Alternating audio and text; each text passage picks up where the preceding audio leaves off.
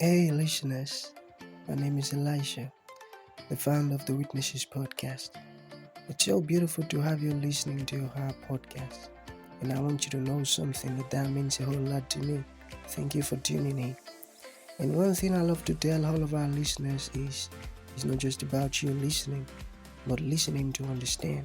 Understanding is the most important thing, so important. So, you have to listen, learn, and practice. Thank you so very much and happy listening. Hi Sonia, so nice to have you on the show. How are you doing today? I'm good. How are you? I'm doing fine. Okay, oftentimes I love to talk about the essence of this show, which is to invite amazing guests like Sonia to come talk to us about their triumphant stories, because we believe that in our audience there might be someone who is stuck up in a situation that Sonia came out of triumphantly.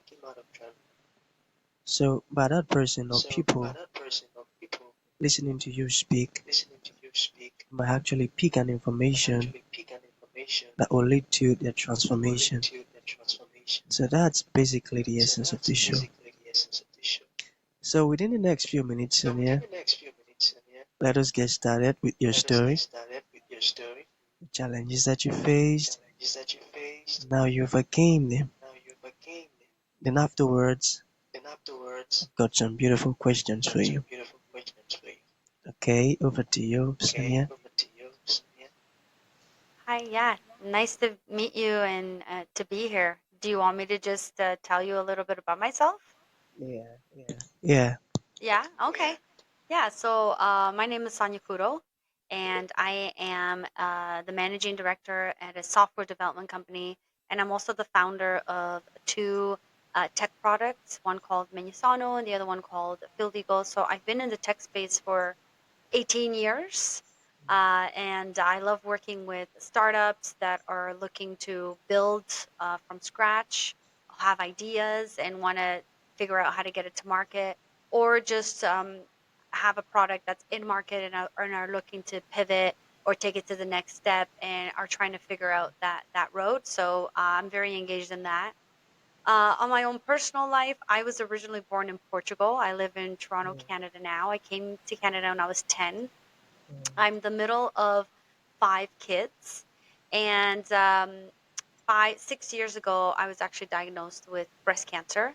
So I'm a breast cancer survivor, and yeah, that's sort of a high level who I am and what I do. Okay.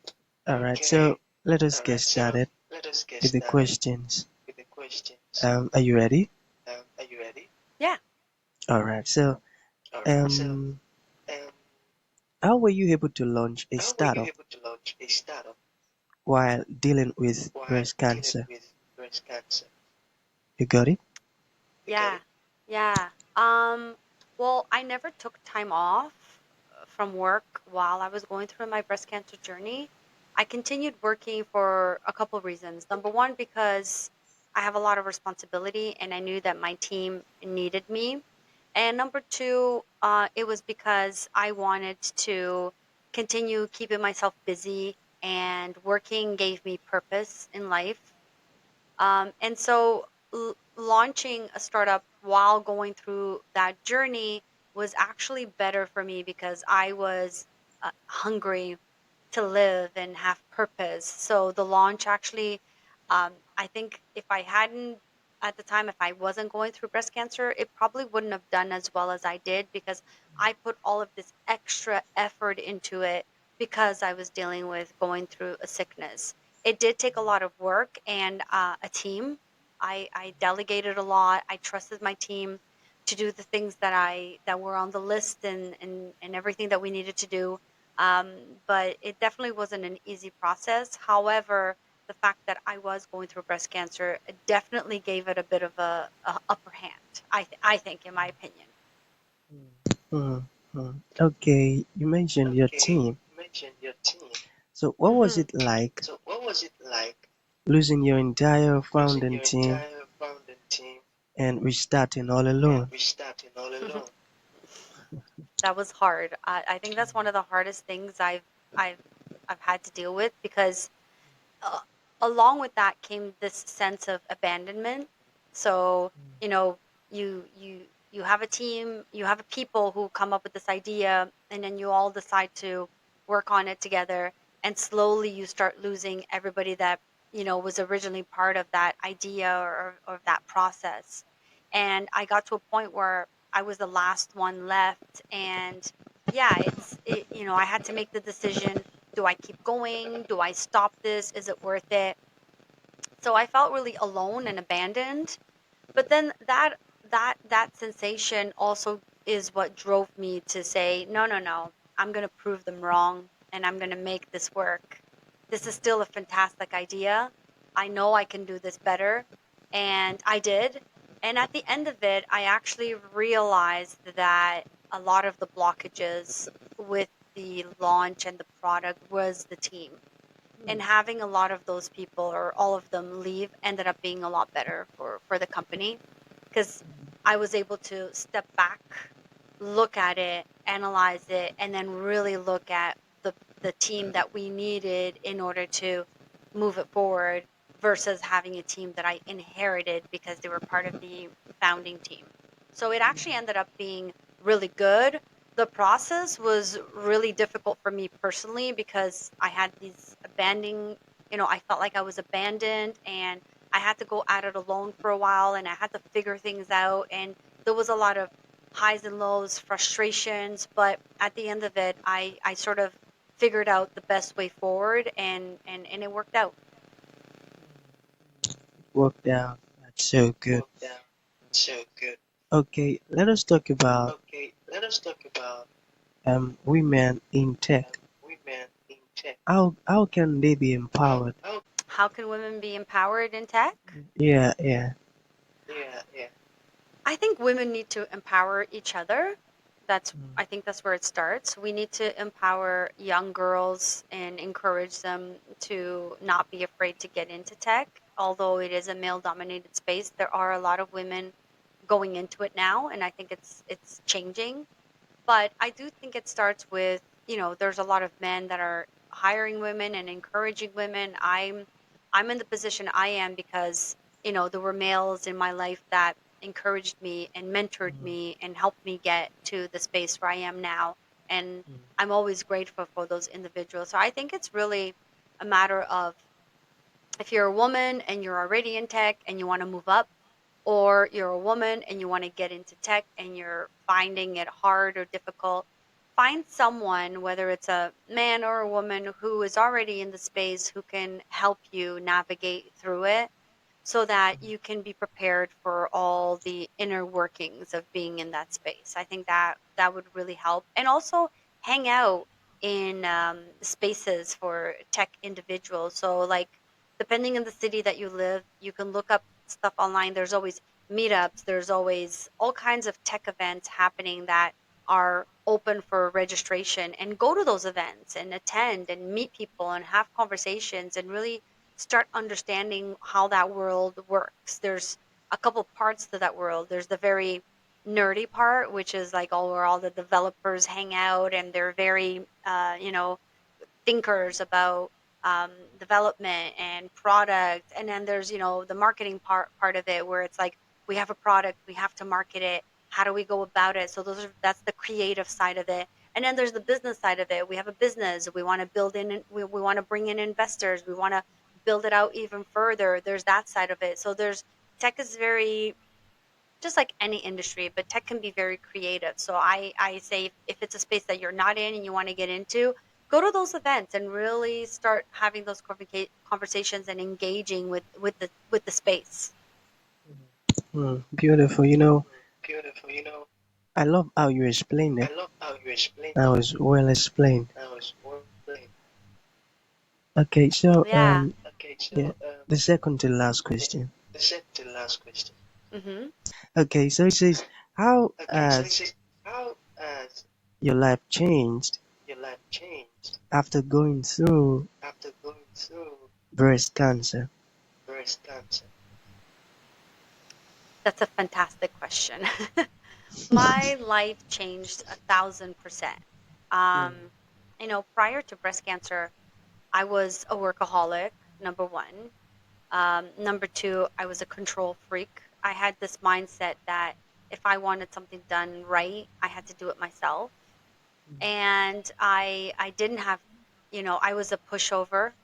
I didn't know how to build boundaries with people, and people would step all over me. And I don't feel like I had a really good balance in my life. After getting diagnosed with breast cancer, I had to really assess who I was, where I was, and what I wanted to do in a short period of time in case I died from this disease. And that gave me a lot of perspective, and it also made me prioritize my life and myself. And I realized that at during that journey, I realized that I wasn't kind to myself, and I cared way too much about other people. I always put other people first before myself. And so that took me down the path of creating boundaries with people and really taking care of me, because no one else takes care of me. I take care of myself. And when you're going through a disease, you have no choice but to take care of yourself. So, I'm going through surgeries and medication and all this stuff, so I have to take care of myself. I have no choice, and I really don't have time to be worrying about other people. So that gave me some really good perspective in focusing on myself, building boundaries with people. But also it really helped me with my team at work. I learned how to delegate and trust. There's a difference between delegating and and trusting, both, like delegating and trusting, or just delegating. You can delegate and then micromanage because you don't trust them to get the job done. But if you trust and you delegate, you delegate the task and you allow your team or that person to go off and perform or finish it without being on top of them. So I really learned how to delegate and trust. And that's when I really started seeing that, hey, if I want something done right, I don't have to do it myself. And so I really changed my mentality around that, because before, that was my mindset.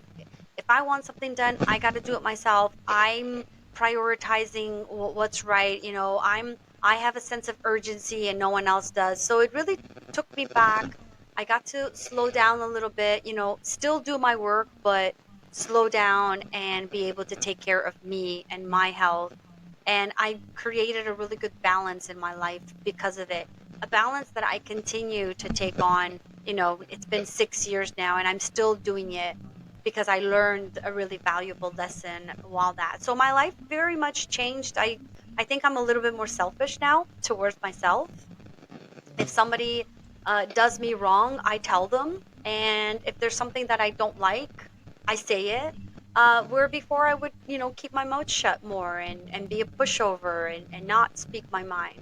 That has had negative effects to a certain degree, but it is who I am now. brilliant. I love that. Okay, Yeah. so in conclusion, Sonia, let's say there is a piece of advice you like to give to the audience. What would that Hmm. be? And let's say um, there are some people who would like to reach out to you, learn more about what you Yeah. do. How can that be possible?